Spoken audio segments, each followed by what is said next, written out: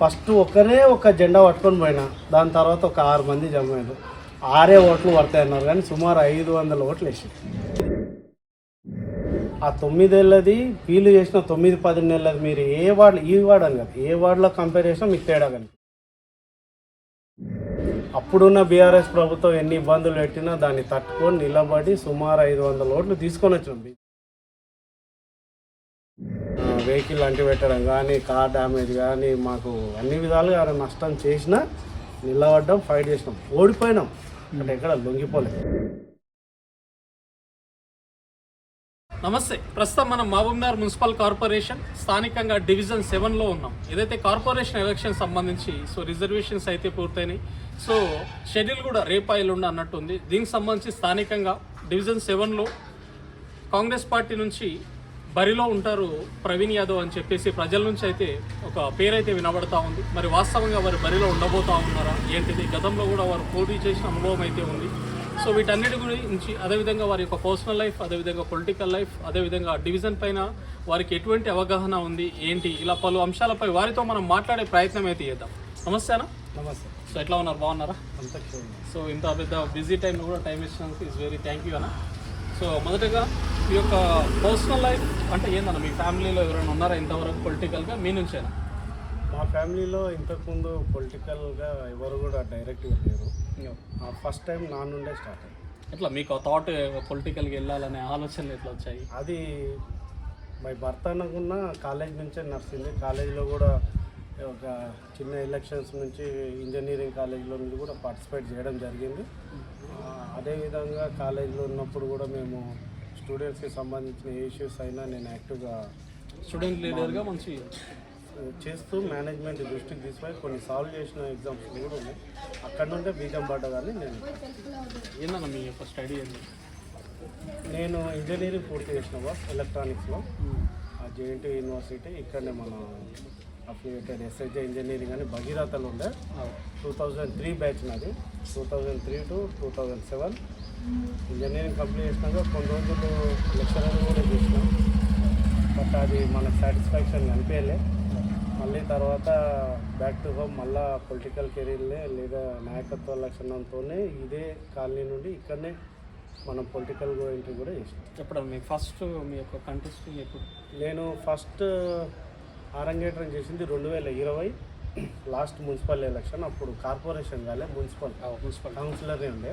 ఇదే ఏరియా ఇప్పుడు మనం నిలబడ్డ ఏరియానే. అప్పుడు 6th వార్డ్ ఇక్కడ నుండి రూరల్ పోలీస్ స్టేషన్ పక్క వరకు ఉండే.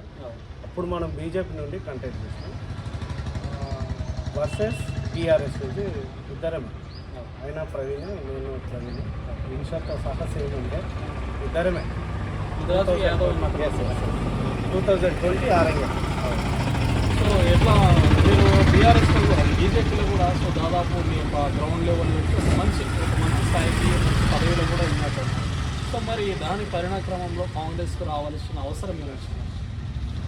యాక్చువల్గా నేను బీజేపీలో టౌన్ సెక్రటరీ నుండి జిల్లా అధ్యక్షుడిగా, రాష్ట్ర కార్యవర్గ సభ్యునిగా, కొన్ని సెంట్రల్ గవర్నమెంట్ స్కీమ్స్కి చైర్మన్గా, కొన్ని దానికి ముఖ్య అతిథిగా చాలా వరకు చేసినాం. ముఖ్యంగా బీసీ మోర్చాకి అయితే దాదాపు 6-7 ఏళ్ళు దానికే సమయం కేటాయించింది.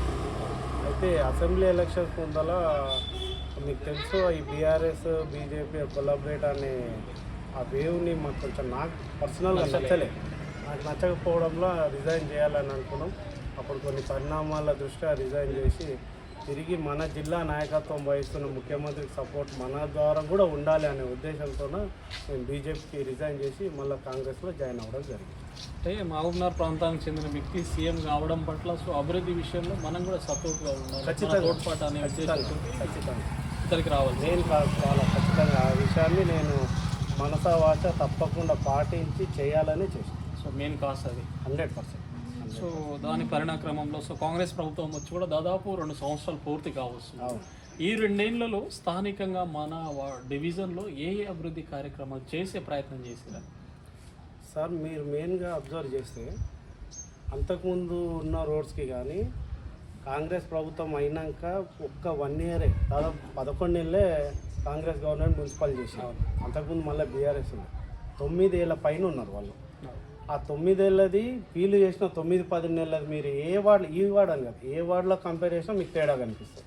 రోడ్ల విషయం కానీ సుమారు 100 కోట్లు ఖర్చు చేయడం జరిగింది ప్రతి మొత్తం టౌన్ మొత్తం కూడా వితిన్ 1.5 ఇయర్లో 1 ఇయర్ లోపల చేసింది. రోడ్స్ కానీ మీకు లైట్స్ కానీ సెంట్రల్ గవర్నమెంట్కి వెళ్ళి వచ్చినాయి కూడా మన బటర్ఫ్లై లైట్స్ కానీ ఇటువంటి గుడికి సంబంధించిన నిధులు కూడా ముడా చైర్మన్ ద్వారా కానీ వాళ్ళు కార్పొరేషన్లకు వెళ్ళి తీసుకొని ప్రతి వార్డులో చేయడం జరిగింది. అదే విధంగా ఇక్కడ కూడా కొన్ని రోడ్స్ లేని సీసీ రోడ్స్ కానీ కొన్ని సీసీ కెమెరాస్ కానీ చేయడం జరిగింది. సాధ్యమైనంత 9 నెలలనే అంత చేయగలిగింది కదా. ఇప్పుడు కార్పొరేషన్ ఇట్లా కైవసం 100% కాంగ్రెస్ చేసుకుంటుంది. ఈ 5 ఏళ్ళు చేసే అభివృద్ధి ముందుగా అనిపిస్తుంది ఈ కార్పొరేషన్ ఫండ్ కానీ అది. సో ముఖ్యంగా మనం పబ్లిక్లోకి వెళ్ళినప్పుడు సో జనాలు సో ప్రవీణ్ యాదవ్ మళ్ళీ ఒకసారి ఉంటారు అనే ఒక వినికిడైతే వినబడతా ఉందను. సో మీరేమనుకుంటా ఉన్నారు? అనే ఈ ఏరియాలో సగం మంది ఇంటి పేరుతో సహా తెలిసిన నేను సుమారు 30 ఏళ్ళ నుంచి ఇన్నే ఉంటున్నాను. స్టడీ ఇక్కడనే నా స్కూల్ ఇదే సంతోష్ నగర్లో, తర్వాత ఇంటర్ ఇక్కడనే, ఇంజనీరింగ్ ఇక్కడనే, పిల్లలు మొత్తం ఇక్కడనే స్టిల్ టుడే ఈ రోజు వరకు ఇంటి పేరుతో సహా తెలుసు. వాళ్ళందరూ తెలుసు. కెరీరే పొలిటికల్ కెరీర్ ఎంచుకున్నాము. వేరే కెరీర్ వదిలి ఇక్కడ రావడం జరిగింది. కెరీర్ ఇది ఎంచుకున్నాం అని అందరూ తెలుసు. బరిలో ఉంటాడని తెలుసు. మోరోవర్ లాస్ట్ టైం ఇనార్మస్ అవుతుంది. అది కానివ్వకుండా నేనే లాస్ట్ డే పోయి నామినేషన్ వేసి అప్పుడున్న బీఆర్ఎస్ ప్రభుత్వం ఎన్ని ఇబ్బందులు పెట్టినా దాన్ని తట్టుకొని నిలబడి సుమారు 500 ఓట్లు తీసుకొని వచ్చినాం బీజేపీ. లాస్ట్ డే అప్పుడు మంత్రి వాడు ఇదే ఉంటుండే. ఆయన ఇల్లు మాకే ఉండే. చాలా ఇబ్బందులు పెట్టిండు. మన వెహికల్ అంటి పెట్టడం కానీ కార్ డ్యామేజ్ కానీ మాకు అన్ని విధాలుగా నష్టం చేసినా నిలబడ్డాం, ఫైట్ చేసినాం. ఓడిపోయినాం అంటే ఎక్కడ లొంగిపోలే. ఓడిపోయినా కానీ నేను లొంగిపోలే. కంటిన్యూ పోరాటం చేస్తూనే ఉన్నాం. ఆయన మీద వేసినాం, ఆయనను పంపినాం. పార్టీ మీద వేసినాం, పార్టీని పంపినాం. రానున్న కార్పొరేషన్ కూడా తీసుకొని మరింత అభివృద్ధి చేయడానికి మళ్ళీ బరిలో ఉండడం తథ్యం. అంటే అప్పుడున్న మంత్రిని పైన ఎదురుపోవడం అనేది ఆ టైంలో ఎక్కడ ఇబ్బంది అనిపించలేదు? చాలా ఇబ్బంది. అసలు మన పక్కలు తిరగడానికి కూడా భయపెట్టింది. అయినా అట్లనే నడిచినాం. ఫస్ట్ ఒక జెండా పట్టుకొని పోయినా. దాని తర్వాత ఒక 6 మంది జమ అయ్యారు. 6 ఓట్లు పడతాయన్నారు కానీ సుమారు 500 ఓట్లు వేసి ఆ 10 డేస్లో మనం ఏ రోజు కూడా లొంగిపోతలేమన్న మెసేజ్ పోయే కొద్దికి ప్రతి 100 ఓట్లు జాయిన్ అయ్యాం. అట్లా 500 ఓట్ల వరకు పోయినాం. ఇప్పుడు మనం అధికార పార్టీలు వాళ్ళు ఏదో దౌర్జన్యం చేసినా మనకు అవసరం లేదు. మనం అధికార పార్టీలలో మన ఎంబడి ఎన్ఎం శ్రీనివాస్ రెడ్డి గారు ఒక సాఫ్ట్ నేచర్ మనిషి. అందరికీ ఫ్రీ హ్యాండ్స్ ఇస్తారు. ఎవరి పనులలో వాళ్ళు ఉండాలి. ఎవరి పదవికి సంబంధించిన పవర్ కూడా వాళ్ళే వాడాలని. అంతకుముందు ఎమ్మెల్యేనేమో అన్ని మున్సిపల్ కౌన్సిలర్ ఆయననే చూడాలి, సర్పంచ్ ఆయనే చూడాలి, మంత్రి ఆయన చూడాలి, ఎమ్మెల్యే అన్నీ నేనే. ఇప్పుడున్న ఎమ్మెల్యే గారు అట్లా కాదు. కౌన్సిల్ పని కౌన్సిలే చేయాలి, ఎమ్మెల్యే పని ఎమ్మెల్యే. కాబట్టి స్వేచ్ఛ వాతావరణంలో ఎలక్షన్ జరిగితే అఖండ మెజార్టీతోనే కాంగ్రెస్ గెలుస్తుంది. సో ఫైనల్గా త్వరలో ఓటింగ్ అయితే ఉండబోతున్నాం. సో ఈ ఓటింగ్ సంబంధించి ఫైనల్గా మన డివిజన్ సభ్యులకు ఏం చెప్పదలుచుకున్నాం? మేము డివిజన్కి 7వ డివిజన్కి ముఖ్యంగా చెప్పదలుచుకుందంటే మా దగ్గర మేము రికగ్నైజ్ చేసిన ఒక 5-6 సమస్యలు. ఈ ఏరియాకి ఎక్కువ ఇంకా ఆ చెరువు ఏరియా అంతా వాళ్ళకి మాబునార్కి వెళ్ళి ఉన్న డ్రైనేజ్ మొత్తం ఈ చెరువుకే వెళ్తుంది. ఇప్పుడు మీరు నిలబడ్డది చాలా నీట్గా ఉంది కానీ ఈ ఇల్లు దాటి వెనక్కి పోతే మొత్తం మురికి వాడల కన్నా ఇల్లు బాగుంటాయి. ప్రతి ఇల్లు 50 లక్షల కోటి రూపాయలు ఇల్లే. కానీ దాని చుట్టూ చూస్తే నువ్వు స్లమ్ ఏరియా కన్నా అధ్వానంగా. వాటి కోసం ప్రత్యేకంగా ఎమ్మెల్యే గారికి మేయర్ గారికి చెప్పి ఫస్ట్ అవి క్లీన్ చేయాలని నా మైండ్లో.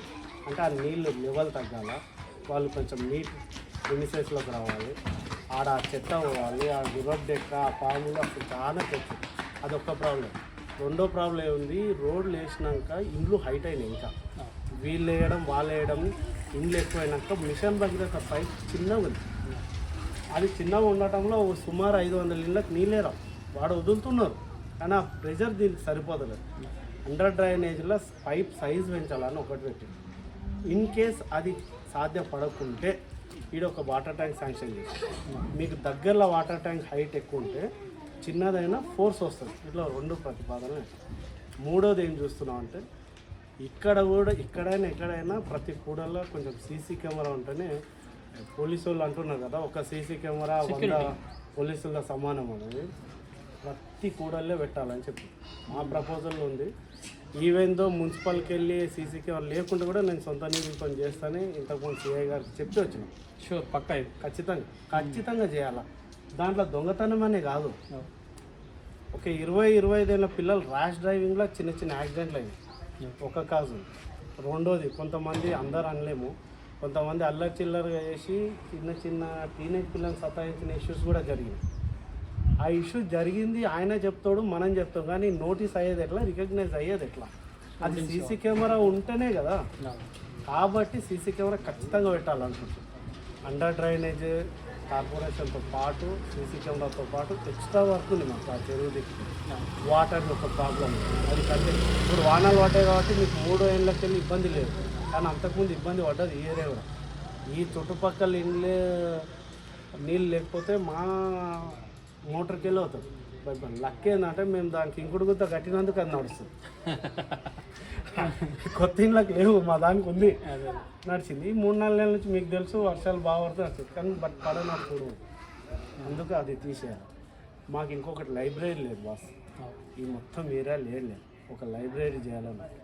ఇంకో పెద్ద డిసడ్వాంటేజ్ అంటే ఈ రోడ్డుకి వెళ్ళి వెనక ఇండ్లు ఉన్నాయి, ఇంచుమించు మీకు 1/2 కిలోమీటర్ అవుతుంది. మీరు కౌంట్ చేస్తే 10 గంటల వరకు ఆ ఇంట్లో ఎవరైనా యువత ఉన్నా, కొంచెం బండి నడిపే శక్తి ఉన్న ఆడవాళ్ళు కానీ మగవాళ్ళు ఉన్నా వాళ్ళు దించుతారు. కానీ ఆఫ్టర్ 11 చూడాలి. ఆఫ్టర్ 11 టు మధ్యాహ్నం 2-3 ముసలోళ్ళు వాళ్ళు నడిచి ఈడ 2 సార్లు కూర్చుంటారు. మెయిన్ రోడ్ వైపు 3 దారులు కూర్చుంటారు.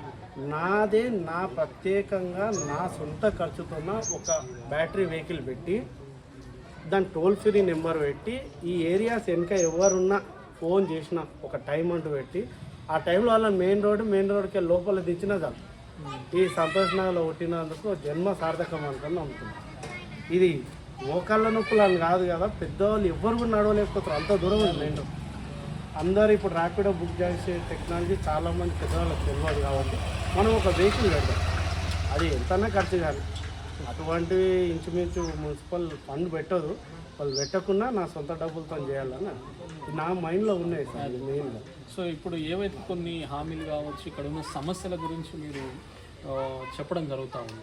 సో ఇప్పుడు ఎన్నికలు ఉన్నాయని చెప్పేసి వీటి గురించి మాట్లాడుతున్నారు. గెలిచిన తర్వాత కూడా వీటి పరిష్కారం కోసం 100% ముందరికి వెళ్తారు. ఖచ్చితంగా సార్, మనం గెలుస్తామనే నమ్మకం. ఈవెన్ దో దురదృష్టవశాత్తు రాకున్నా ఎందుకంటే అన్ని ఆలోచన చేసే అడిగింది మీకు, రాకున్నా మనం అధికార పార్టీలో నిధులు ఖచ్చితంగా రావాలి. ఈ దీనికి కావాల్సిన నిధులు దగ్గరుండి తెప్పించి పెడతాం. నాకు టికెట్ ఇచ్చినా ఇవ్వకున్నా కాంగ్రెస్ పార్టీ నిధులు సద్వినియోగం జరగాల్సింది. ఇది మన హయాంలో కావాల్సింది, ఖచ్చితంగా చేస్తాం. 100% వీటన్నిటికీ ఒక శాశ్వత పరిష్కారం చూపించే ప్రయత్నం చేస్తాం. డెఫినెట్గా సార్, డెఫినెట్గా.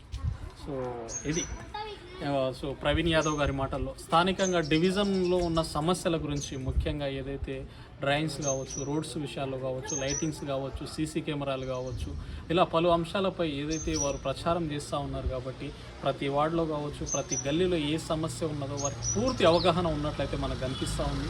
దాదాపు 30 సంవత్సరాల నుంచి వారు ఇక్కడ ఉన్నారు కాబట్టి పూర్తిగా స్థానిక పరిస్థితుల పట్ల కావచ్చు, స్థానిక ప్రజల పట్ల ఎవరికి ఏ సమస్య, ఈ ఇంటిలో ఆ ప్రతి సమస్యకు ఒక బ్లూ ప్రింట్ అయితే వాళ్ళ దగ్గర ఉన్నట్టు మనకు కనిపిస్తూ ఉంది. సో వాటన్నిటికీ రాబోయే రోజుల్లో ఒక శాశ్వత పరిష్కారం చూపించే ప్రయత్నం చేస్తారని మనం కూడా కోరుకుందాం. సో ముఖ్యంగా ఏదైతే కార్పొరేషన్ ఎలక్షన్ సంబంధించి సో ప్రతి ఒక్క ఓటర్ ఆలోచన చేయాలి. స్థానికంగా డివిజన్లో సరైన వ్యక్తి ఎవరు, సమర్థవంతమైన వ్యక్తి ఎవరు, చదువుకున్న వ్యక్తులు ఎవరు, రాజకీయాల మీద బ్రతకడానికి ఎవరు వస్తూ ఉన్నారు, సో రాజకీయాల్లో సంపాదించుకోవడానికి ఎవరు వస్తూ ఉన్నారు, వీటన్నిటిని ఆలోచన చేసి సో ముఖ్యంగా డివిజన్ 7 సంబంధించిన ఓటర్ రాబోయే ఎలక్షన్లలో సరైన వ్యక్తికి మనం ఓటు వేసి గెలిపించినప్పుడే డివిజన్ అనేది అభివృద్ధి విషయంలో ఇంకా ముందరికి వెళ్ళడానికి ఆస్కారం. కొంచెం ఏ మనపాటుకు ఏ విధంగా గురైనా కానీ సో రాబోయే 5 సంవత్సరాల్లో ఇబ్బందికర పరిస్థితులు ఎదుర్కోవాల్సి ఉంటుంది. కాబట్టి వీటన్నిటిని ఆలోచన చేసి రేపు కార్పొరేటర్ అనే సీటులో సరైన వ్యక్తిని కూర్చోబెట్టి డివిజన్ అభివృద్ధికి ప్రతి ఒక్క ఓటర్ తోడ్పాటును అందిస్తారని కోరుకుంటా ఉన్నాను. Thank you very much. మంచి మెజార్టీతో గెలవాలని, సీట్ రావాలని కోరుకుంటున్నాను.